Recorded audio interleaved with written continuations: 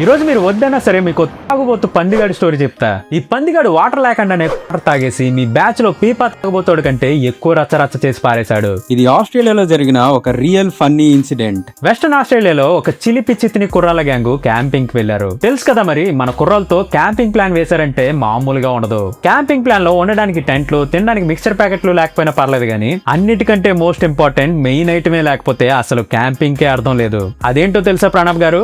Yes, మీరు correct గానే guess చేశారు. అదే చల్లని కూల్ బీరకాయలు. ఆ రోజు మన కుర్రోళ్ళు చక్కగా పార్టీ ముగించుకొని హ్యాపీగా పడుకున్నారు. ఇప్పుడు సమయం ఉదయం 4 గంటలు. మన కుర్రాలకి నిద్దట్లో ఏవో వింత వింత సౌండ్లు వినిపించడం స్టార్ట్ అయింది. కన్ఫర్మ్ గా ఏదో అడవి జంతువు గురక పెడుతున్నట్టు, టిండులు నలుపుతున్నట్టు వింత వింత శబ్దాలు వచ్చాయి. అది ఎక్కడ అటాక్ చేస్తుందో అని చెప్పి వీళ్ళకి ప్యాంట్లు తడిచిపోయాయి. సరే ఏదైతే అయిందని చెప్పి టెంట్ల నుంచి బయటికి వచ్చి టార్చ్ లైట్లు వేసి మరీ చూశారు. అక్కడ ఒక అందమైన అడవి పందిగాడు వీళ్ళ బీర్లన్నీ ఎత్తిన క్యాన్ దించకుండా పటా పటా లేపేశాడు. అంటే ఒకటో రెండో బీర్లు అయితే నేను కూడా మీకు ఈ స్టోరీ చెప్పేవాడిని కాదు. ఆ డిక్కి బలిసిన డాడీ పందిగాడు ఏకంగా 18 బీర్ క్యాన్లని స్వాహా చేసి పారేశాడు. నార్మల్ గా 2 బీర్లు వేస్తేనే దిమ్మ తిరిగిపోతూ ఉంటది.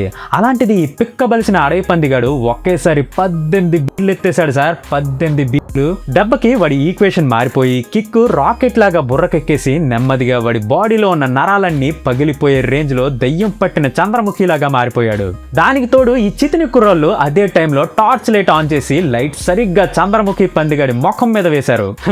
ఇంకేముంది, దెబ్బకి పందిగాడు రాకెట్ ఫ్యూల్ వేసిన తారాజివ్వలాగా పరిగెత్తుకుంటూ వెళ్లి ధడేలుమని అక్కడ ఉన్న డస్ట్ బిన్ అని గుద్దేశాడు. మళ్ళీ తిరిగి వచ్చి అందులో ఉన్న చెత్తను లొట్టలేసుకుని మరీ తినేశాడు. అక్కడతో అక్కంట పక్కనే ఉన్న పొలాల్లోకి పరిగెత్తుకుంటూ వెళ్లి అక్కడ కామ్ గా గడ్డి తింటున్న ఆవుని తలతో ధడేలుమని గుద్దేశాడు. పాపం ఆ ఆవుకి ఎక్కడ లేని కోపం వచ్చి వెనక్కి తిరిగి చంద్రముఖి పందిగాడి వైపు కోపంగా చూసింది. సడన్ గా కండలు తిరిగిన ఆవుగాడి కటౌట్ చూడగానే మన పందిగాడికి తాగింది మొత్తం దిగిపోయింది. పొద్దున్నే బేవర్సగాలు తగిరారు అని చెప్పి తోక ముడుచుకుని వెనక్కి తిరిగి మళ్ళీ ఒకటే పరుగు. ఆ ఆవు కూడా వదలకుండా 10 నిమిషాల పాటు వాడిని తరిమి వెంటపడి వదిలేసింది. తర్వాత చంద్రముఖి పందిగాడు మెల్లగా ఆచి తూచి అడుగులేసుకుంటూ వెళ్లి పక్కనే ఉన్న పొదల్లో పడిపోయి ప్రశాంతంగా నిద్రపోయాడు.